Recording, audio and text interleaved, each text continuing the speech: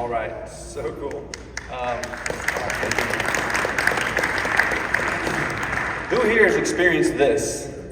Like, man, I'm actually a really impatient person, and I just hate sitting in traffic. I'm very blessed because I get to fly helicopters, and oftentimes I've been at one of our locations for Joby, which is up in the woods, like in the beautiful redwood forest, northern Santa Cruz. Mountain area, very inhospitable to airplanes, great for helicopters. So we would need to go somewhere. We'd have to go to San Carlos, like in the Bay Area, right? Or go to Marina, where our flight test facility is. And we'd jump in the helicopter, and we just blast off, fly over all these beautiful trees, and end up in Silicon Valley in 20 minutes, when it's an easily like an hour and a half kind of drive, right?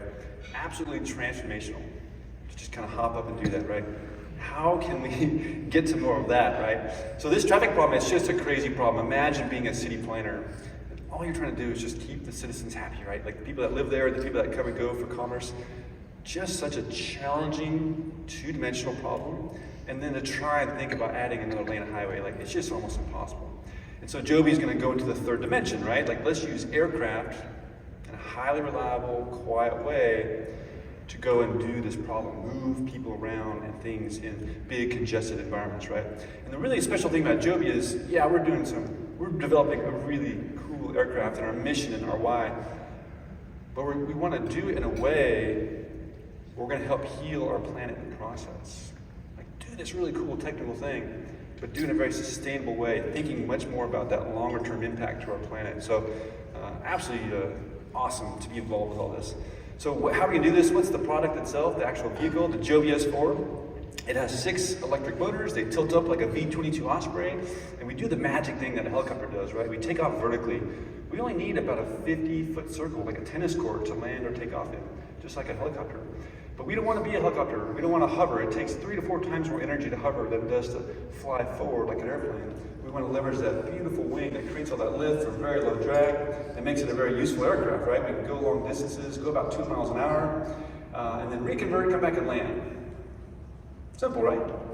We just have that one thing to deal with, physics. Damn those physics. So, what's the thing we actually do though? A lot of people think, oh, you're a drone company, you guys are making some cool drone. No, it's not a drone, it's a piloted aircraft with a Joby professional pilot. The thing though that we actually are going to do, provide to you and I as hopefully future customers, is we're going to provide a service. I think the easiest way to say this is we're building a flying Uber or flying Lyft. Like that's actually the output, the thing. So if you're somewhere where we're going to be operating our business, right? You literally going to be, hey, I need to get somewhere. And just like Uber, Lyft, you pull up your phone, where am I? It knows where you are. You just basically tell it, where do you want to go? I'm here, I want to get to there. So you open up the Joby app, and we actually will, if you're not at, right, here's the Bay Area, the San Francisco Bay Area, and these orange dots with nodes, like where we're going to take off and land from.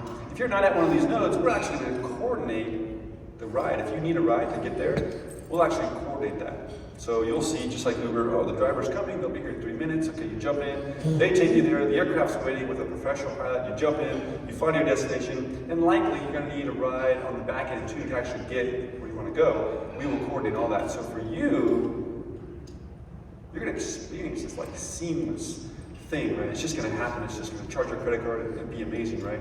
So that's literally the business that we're going to do, the thing that we're going to deliver. In the early days, like what do we use to kind of drive this and figure out what we can do, right? Well, absolutely, number one, must be incredibly safe. We know as engineers that things will fail. Things will always fail at some point. The only way to make something not fail is to not use it or not do it, right? So how do we build this really advanced aircraft to not have any single points of failure? How do we integrate all these different systems and components so that when they do fail, they fail gracefully? And we don't really have a big emergency, right? Things are going to break. How do we do it so that we can kind of continue operation and then like pull over later and deal with it? So incredible technology wrapped into that. A really close second design priority or requirement that we were driven to by Joby was we have to make this substantially quieter than a helicopter, right? A helicopter does this job. It's amazing. It takes off vertically, does all things, it goes pretty fast, but they're just too loud. I love helicopters, but man, they have to fight physics too, right? They just make noise the way we make them create lift. It's a loud noise and it's kind of annoying noise, right? The frequency it operates at. So we've got to solve this problem, and we are doing that. If you've ever heard it fly, it's really incredible. We often fly our vehicle at our flight test facility, and we always have a chase aircraft, because for now we're flying it remotely piloted. And we have to have either a helicopter or airplane following it around, right? And it's a stark contrast. You cannot hear our aircraft, all you hear is the chase plane. And then sometimes we're flying around, the chase plane's far enough away, and then another airplane takes off in the pattern, and it's just like crazy quiet. So phenomenal noise difference. The third thing is we just have to make this aircraft experience like transformational. Like it has to make a meaningful difference and save you real time, not like 5 minutes or 10 minutes. If you're gonna suffer through an hour and a half drive, we need to save you like 30 minutes, 45 minutes, something like really substantial, right? It has to feel safe, look safe, be safe. It has to be affordable. We know that day one, we're gonna have poor economies of scale. We're not gonna be making tens of thousands of aircraft, right? We need to go to markets where there's a real problem, like a big high pain, and also a capacity to pay. We go start there, right? A place like New York or in LA. Go start there, build our business, scale, grow. And as we get better and more efficient, more volume, the economies of scale get better and better. We can start to charge lower and lower prices and just keep kind of growing into various markets. So that's the overarching kind of plan. And we're shooting to do this in 2025 in North America, which is incredibly aggressive. In summary here, Joby is this incredible company. We do 3 really big things. This aircraft, we literally design almost this entire aircraft. It's just a giant flying advanced robot, right? All fly-by-wire, software and sensors are the magic sauce. The powertrain is really amazing too, but the entire composite structure, the propellers, all designed and built in-house, every motor, every actuator, we design and build the flight computer. Like it's just nuts, right? We write every line of code. It's much easier to tell you what we don't do, right? So really cool airplane. So we design all this in-house, and we also build all that. All that technology we actually build in-house. So building the infrastructure, the teams, like it's insane, right? And the third thing that we do that's really unprecedented is that we're going to operate our own airline. Every aerospace company that I know of sells their product to a person or an airline or somebody, and they go out and operate, right? We actually are going to own our aircraft, operate them, put our professional Joby pilots on board, and run our own business. So wrap our arms around this entire ecosystem. Very aggressive, but we're building this huge moat, right? We are the ones responsible for all aspects of safety. We control that customer experience. We care deeply about those 2 things. So that's Joby in a nutshell. Okay. So what got us here? How did we do all this with this crazy small team? So first, a little history. Joe Ben, our founder, incredible human being, very charismatic, super technical, amazing businessman. The guy is, I don't think he's a human. I'm really sure he's a robot. One of these days I'm gonna like rip his shirt open and like know there's gonna be like a flux capacitor sitting in his chest, right? Like Iron Man. Incredible human. Runs a million miles an hour. Crazy cool story, I'm not gonna go into it, but in 2009, he was rolling out of a company he started to do aerial wind turbines. He had been developing electric motors and flight control systems and doing a lot of good work, but really wanted to get into vertical takeoff airplanes and move people. That was his really long time passion. So about 2009, the company kind of pivoted. He started Joby Aviation and started doing different kinds of projects, doing some development projects for the DoD, NASA, built some wings motors, doing some conceptual stuff. If you go and search Joby S2, you'll find a very cool looking airplane. It was a 2-seat aircraft that had 12 propellers and motors. And that was kind of the eVTOL or AAM concept we had at the time. But we started to realize, it just doesn't have enough utility. One pilot and 1 passenger, the economics don't make sense. The thing that had been really holding Joe Van and team back, microcontrollers were really good, electric motors were really good, high efficiency, right? Batteries just really weren't there. And that was like the thing that was really holding back. So around 2015, we really felt like, hey, the energy density is getting good enough that we can build an aircraft and have actual utility to go run a business and go forward. So in 2015, the company pivoted, stopped everything it was doing, and focused entirely on an eVTOL aircraft. And so we started over. We had this S2, we started over with the S4. It actually was a 4-seat aircraft early on. Quickly evolved into a 5-seat aircraft. And so really started over, had a lot of background in things we were doing, and we immediately go into, obviously, in MBO, right? Multiple disciplinary optimization, design this aircraft, thinking about all the aspects, and spend a ton of time on computational fluid dynamics, on the aircraft itself, but really around the propeller. Like, how do we make this thing crazy quiet? So lots and lots of effort early on. Designing propellers, looking at disc loading, solidity, all different things. And so we built many prototypes, iterated so fast, I was just blown away by how fast Joby could quickly do things. We quickly built some subscale models, some quarter scale models, and then that top picture there, that was our first full-scale unpiloted aircraft. So we were going to basically build, hey, does this work at scale? Can we build this thing and actually do the thing at max gross weight, right? Vertical takeoff, fly like an airplane, reconvert land. Can we do it? Can we convince ourselves it's possible? And can we convince investors? So we did, and it was insane. Like I showed up right at the beginning of this pivot, and so to watch the company go through all this, started around 10 people when I showed up, and there's about 70-ish people in that top picture there. Design, build, and test that aircraft, all built in-house. We did buy the batteries. They were batteries that came out of an electric motorcycle. Filled the fuselage full of batteries, right? All done in about 20 months. Like, it blew my mind. It was crazy to watch all this happen. Now, granted, it's a prototype. It was a rough, raw prototype, but we completed all that. Learned so much, rolled all that knowledge into the next gen vehicle. We call it Gen 2, kind of in the middle there, flying. That's the vehicle you see flying today. We fly it today, it's in all videos, you see it kind of constantly going. We're still finishing out doing flight tests, and lots of other contracts are finishing. Still a little bit of life left, but our focus is the type design vehicle, the thing we're certifying, right? So that's that bottom right picture. We're going to build a handful of those. The first couple are being built now, about to start doing hover testing. So that's kind of where Joby was, kind of where we're heading, and brings us to today. So what enabled all this? Like, what was this magic sauce, this thing that I got to experience and be a part of in these early days? First of all, I think if you want to build like a world-class team that's just going to do the same things, you've got to have a really strong vision, like a profound vision. It has to be like intoxicating, right? Joe Ban was so clear where he wanted to go, what he wanted to do. We didn't know exactly how we were going to get there, or exactly what he done, but man, he was just crazy visionary. Very important, right? Next, you have to have like a beautiful culture, like a clear, demanding culture. Like, what do you want the company to be? You know, culture, values are what we say is important. Culture is what we do. Culture is what it feels like to work at a company, right?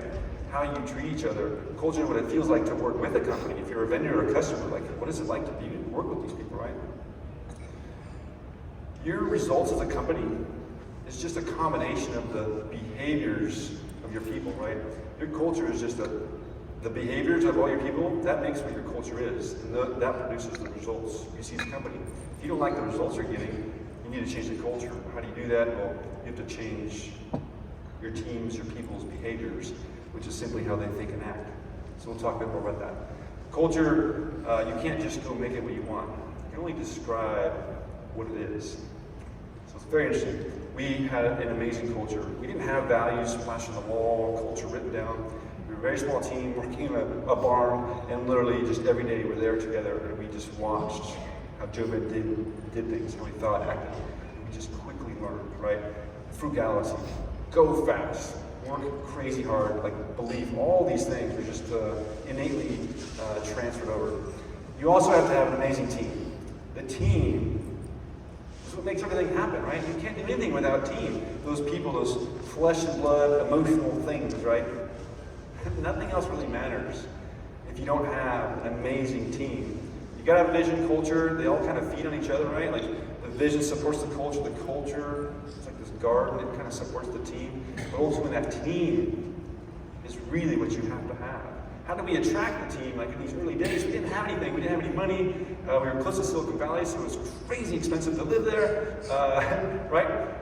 Well, a great vision, a great culture, some talent. These were things that were I actually would take people around and tour them. I'm always recruiting. I'd show them our facilities, right? We had dirt hanger floors. We had porta potties. We would operate on these like mobile offices, and like it was kind of embarrassing. Like, don't worry, we're going to be a real aerospace company someday.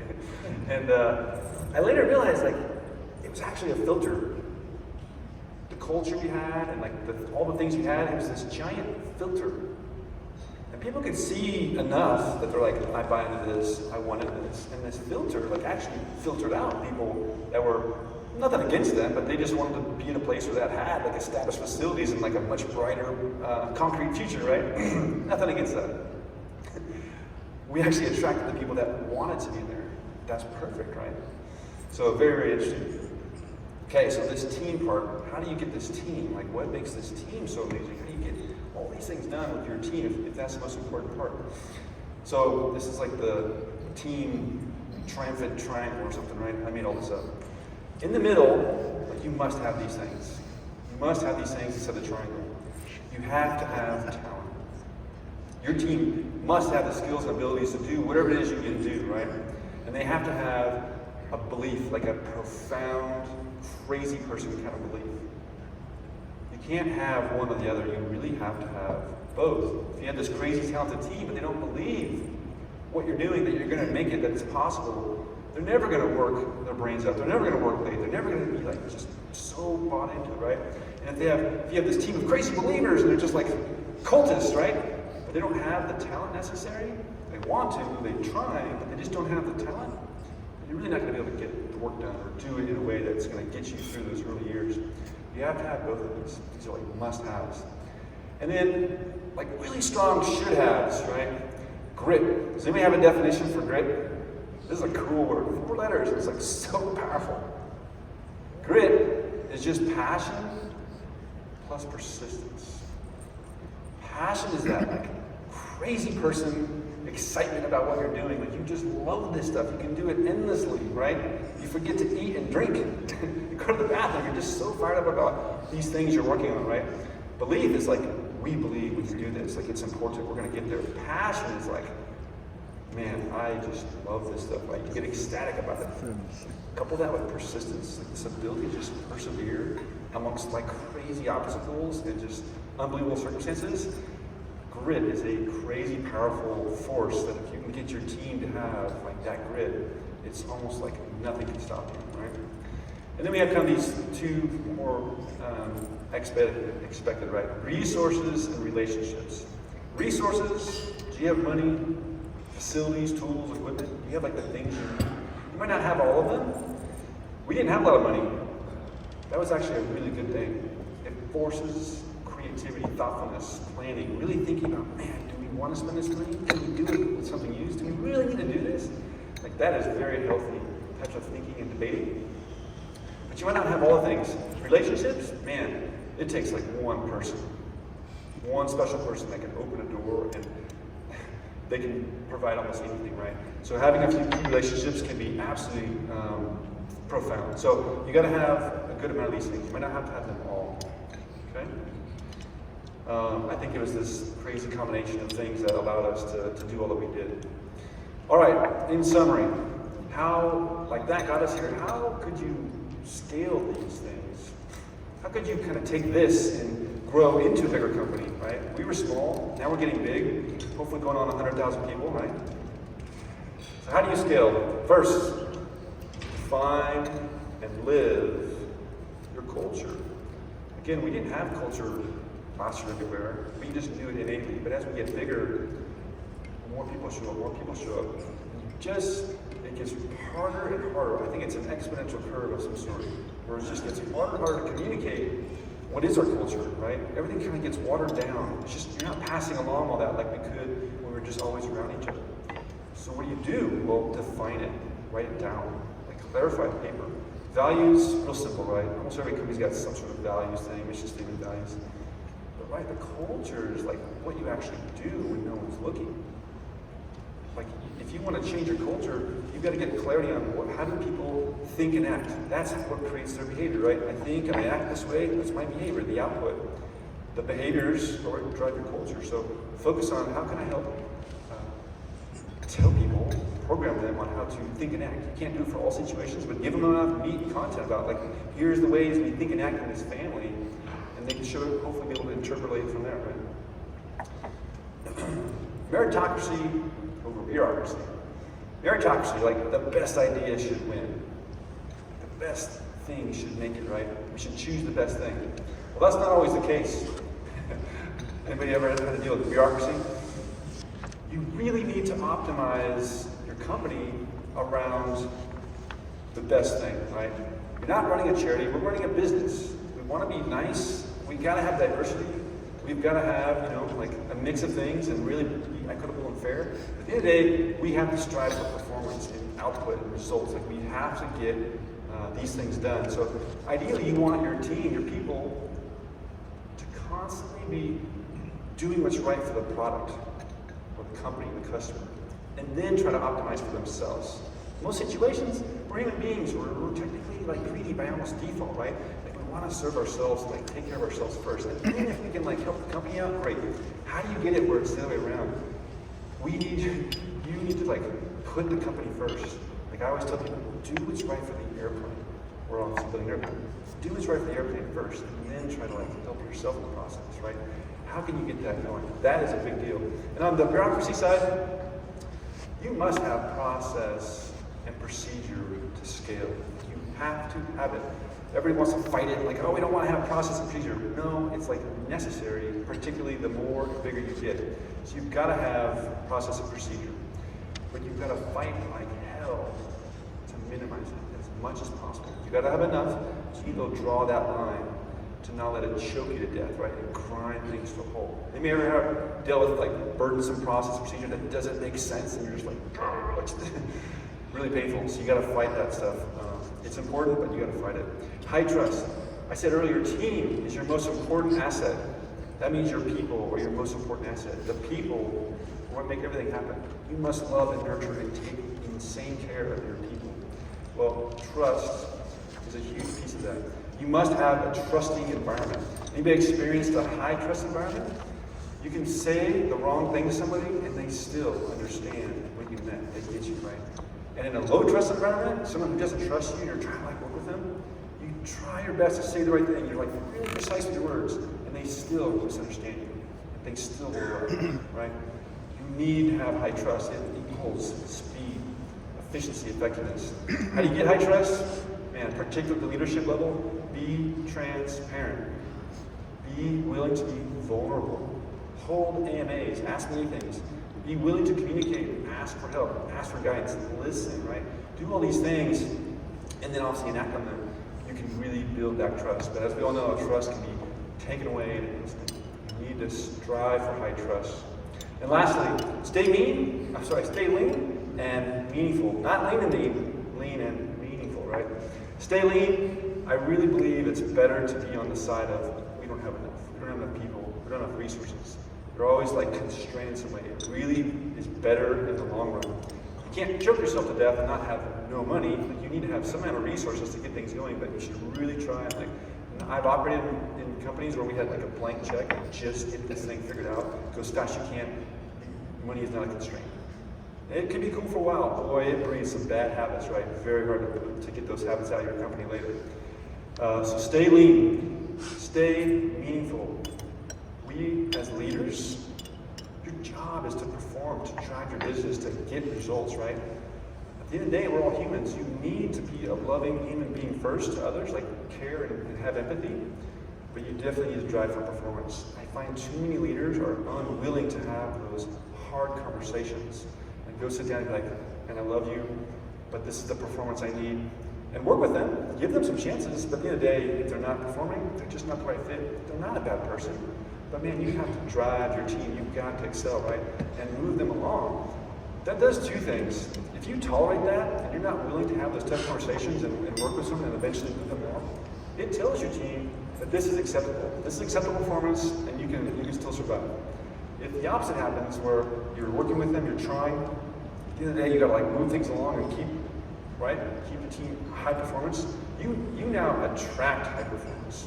The high performers go, awesome, like this is great, like I want to be on a high performing team. You actually attract them in, and actually it's like a very positive thing, even though it's really hard to do. So that's tough love, right? I love you, I want to work with you, you're human, you have families and dreams and goals, but this isn't working. And you try to find a way, but ultimately, take action. You've got to move things along. That's hard. A lot of leaders, they're not great at that. We've got to get better. If you want to have a high performance, amazing team that does so much with so little, I think this is a really, really big piece. So, all right, in closing, the future gets me so excited. Like, I just love what we're doing at Joby, the technologies. I love coming to these events and seeing all the advancements in materials and process. Like, the future is so, so bright. So, lastly, I am constantly looking for people. We have this crazy vertically integrated company. We almost have a job for anybody. It's crazy. So if you have any interest, happy to talk to anybody afterwards. And thank you so much.